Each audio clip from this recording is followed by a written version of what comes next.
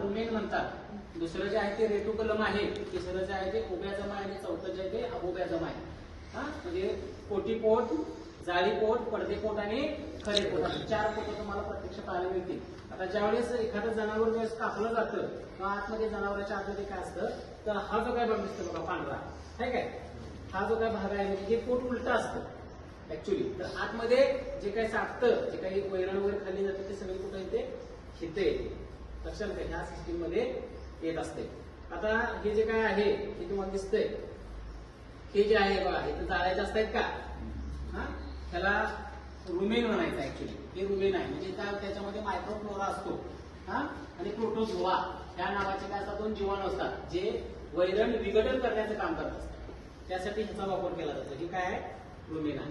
त्यानंतर पुढे जे तुम्हाला दिसतं ते बघा, हे जे काय पोट आहे याला काय म्हटलं जातं, जाळी पोट. जाळीसारखं दिसतं का, म्हणजे इथून कुठल्याही प्रकारचा अखाद्य वस्तू, मोळा, खिळा, काडी, कसपटा जे काय असेल आणि प्लास्टिक कागद सुद्धा इथून पुढे पास होत नाहीये. साधारण जनावरांच्या 2 पायाच्या मधल्या भागामध्ये हे पोट असतं. लक्षात आलं का.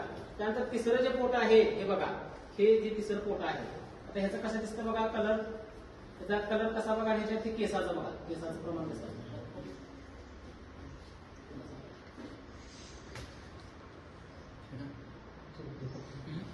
किती किती पोरं दिसत नाही. हे जे काय आहे हे पोट बघा, हे कसं दिसतं, हे जाळे आहेत, जाळे आहेत पण कसे आहेत, अगदी नॉर्मल जाळे, बरोबर आहे का. म्हणजेच काय, हे तिसरं पोट आहे, याला अबोबॅझम असं म्हटलं जातं. आणि हा जो काय भाग दिसतो हा चौथा भाग, या पोटाला खरपोट असं म्हटलं जातं. म्हणजे जे काय अन्नपचन जे काय होतंय, बायपास फॅट मी तुम्हाला सांगितलं की मिनरल मिक्सचर डायट जिथं फुटतं ते कुठं फुटतं, बायपास फॅट ह्या पोटामध्ये येऊन फुटतं, त्याला खरे पोट असं म्हटलं जातं. इथं काय असेल तसं ऍब्झॉर्प्शन, म्हणजे इथं सगळं काय होतं त्याचं ज्यूस जे काय आहे, जो काय रस आहे तो रस कुठं बनतो, इथं तयार होतो. त्यानंतर पुढं आता इथं बघा तुम्हाला कट झालेला दिसतो, कट आहे का बघा, हा कट आहे. हा कट हा कशाचा आहे तर या असणाऱ्या याचा कट आहे. आता ही जी बघा ही तुम्हाला दिसते का, ही जी आतडी आहेत ही लहान आतडी आहेत, इथं असं असतं.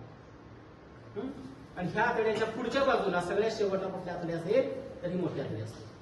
दिसते काय मोठी आतडी.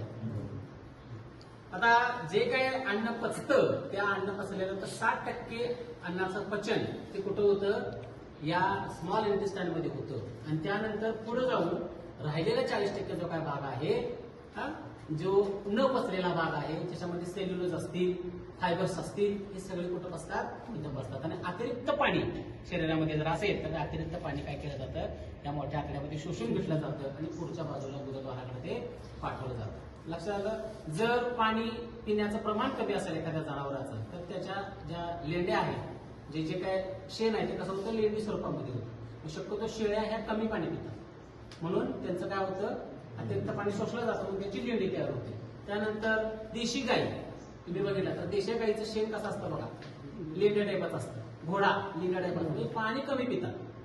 तसं मोठी जी जनावर आहे दुसरी म्हणजे गाय असेल, म्हैस असेल, शेळी असेल, बरोबर आहे का, गाय म्हैस हे काय करतात, जास्त पाणी पितात. किती पाणी लागतं सांगितले परवा, किती लागतं, 70 ते 80 लिटर पाणी लागतं. एवढं पाणी पिल्यामुळे अतिरिक्त पाणी असल्यामुळं शोषून घेतलं तरी सुद्धा त्याच्यामध्ये पाणी राहतं आणि तो जो काही शेणाचा भाग आहे तो कसा होतो, अगदी पातळ शेण किंवा असं घटसर असं शेण तयार होतं आणि ते गुदद्वारातून बाहेर टाकलं जातं.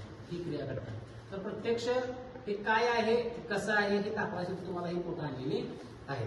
लक्षात आलं. हे चौथं पोट. ऍक्च्युली कसं आहे बघा, हा भाग असा असतो, हा भाग कसा असतो, असा बाहेरच्या बाजूला असतो. आता कप्प तुम्हाला इथे दिसणार नाही. हे कप्पे कसे ओळखायचे, ह्या रेषा दिसतात बघा, बघा हे रेषा आहेत का, बघा हे रेषा आहेत. त्या कप्प्याला इथं रेष दिसते काही, ही बाहेरच्या बाजूला रेष आपल्याला दिसते पण ऍक्च्युली पोटामध्ये आतमध्ये हे या पद्धतीने कप्पे केलेले आहे. लक्षात आलं का. दिसताना भाग कसा दिसायला लागलाय, पूर्णपणे वेगळा. आता हे काय झालंय, काढून ठेवलेलं जास्त वेगळाच आहे, म्हणजे काल काढलेलं आहे त्यांनी फ्रीजला ठेवलेलं म्हणून वास मारायला, ताज्याचा असा वास मारत नाही. महत्वाचा मुद्दा, ही लोक खातात, तुमच्या माहितीवर सांगतो, हे खाल्लं जातं, ह्याला वजडी असं म्हटलं जातं. ह्या वजडीमध्ये काय काय येतं तर हा भाग येतो, पोटाचे 4 भाग येतात.